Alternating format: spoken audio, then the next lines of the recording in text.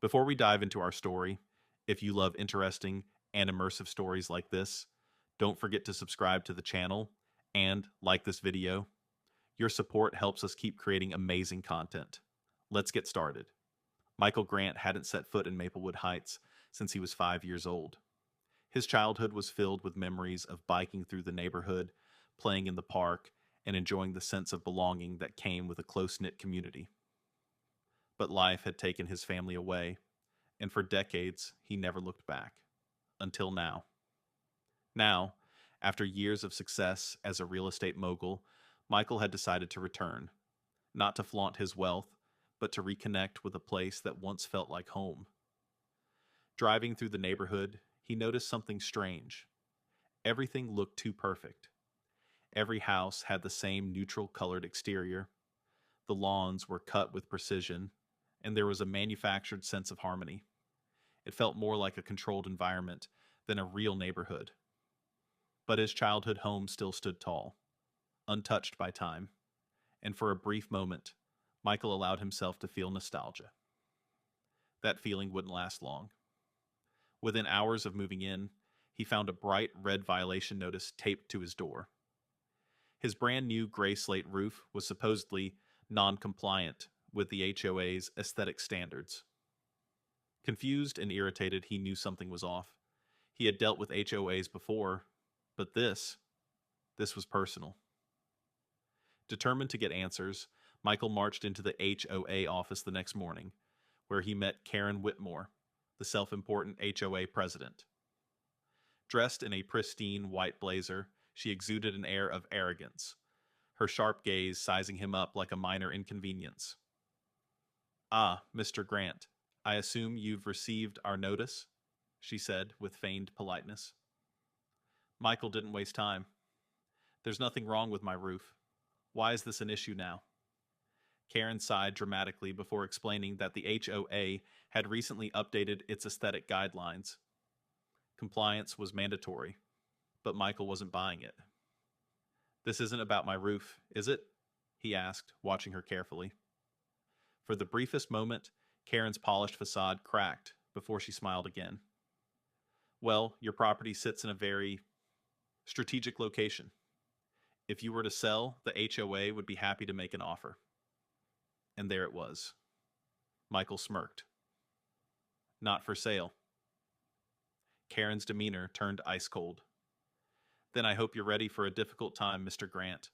Within days, the harassment began. Fines arrived daily for the most ridiculous reasons. His grass was too tall.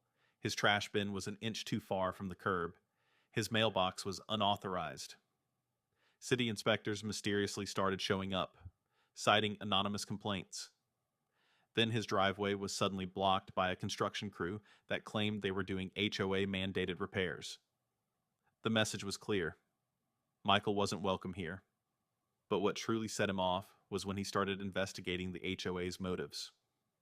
With the help of a few well-placed connections, Michael discovered that Karen and her cronies had a secret plan. They intended to bulldoze his house and use his land to build a private, high-end sports complex meant exclusively for HOA board members and their elite friends. And they had a method to their madness.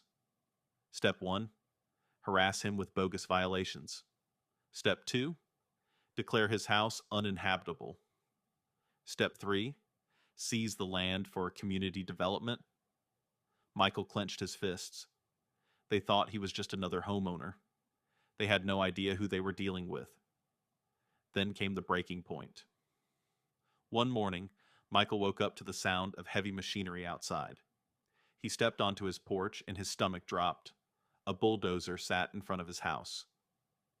Construction workers, helmets on, were preparing to tear down his roof. And there, standing at the front with a smug look, was Karen Whitmore. "Mr. Grant," she announced with satisfaction, "since you refuse to comply, we're taking action. Your roof comes down today." Michael took a slow breath. Enough.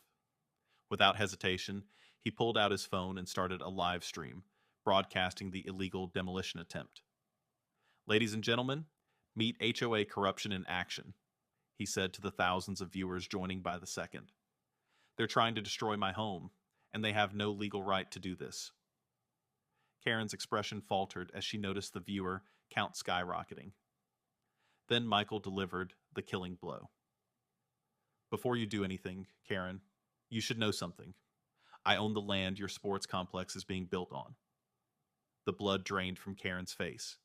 She had just walked into a trap. From that moment, Michael systematically dismantled the HOA's corruption.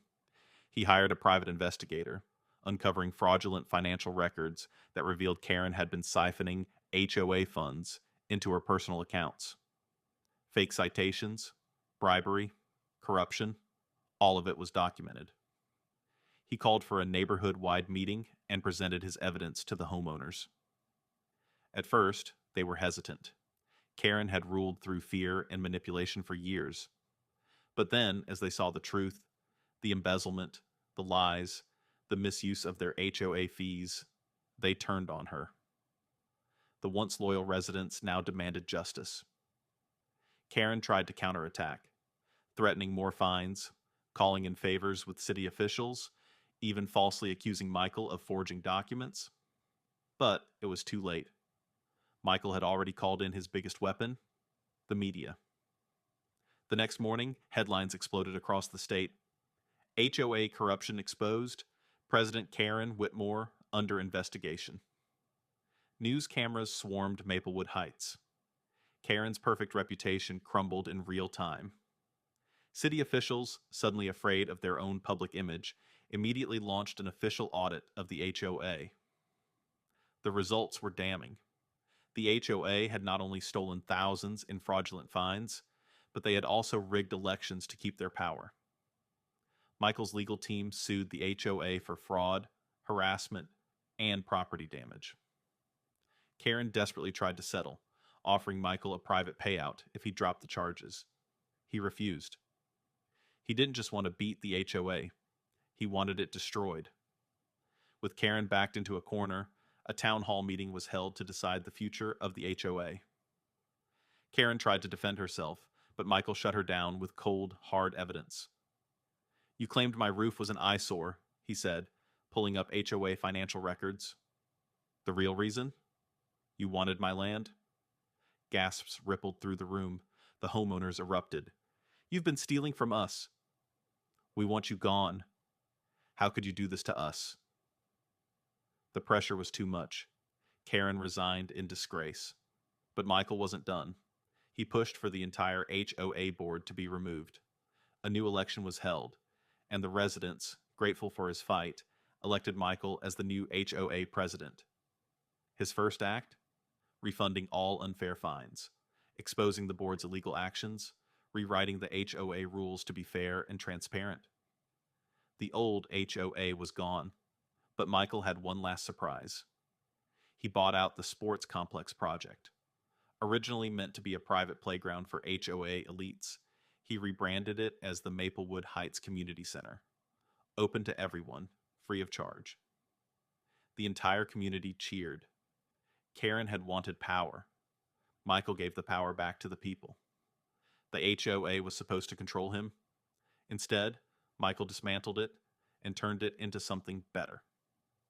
Months later, Michael sat on his porch, looking out at a thriving, happy neighborhood. The HOA was fair again. The sports complex was enjoyed by all. Maplewood Heights had never been better. Then, a final letter arrived, from Karen. Michael, I should have never underestimated you. I was blinded by power. I see that now. You didn't just save your home. You saved the entire neighborhood. I hope one day you'll forgive me. Karen. Michael smirked, crumpling the letter. Some people never change, but Maplewood Heights did, because one man stood up to corruption. And that's another unbelievable story from the world of HOAs. What do you think? Was justice served, or should things have ended differently? Let us know your thoughts in the comments. If you enjoyed this story, don't forget to like, subscribe, and turn on notifications so you never miss another crazy tale. Thanks for watching, and we'll see you in the next one.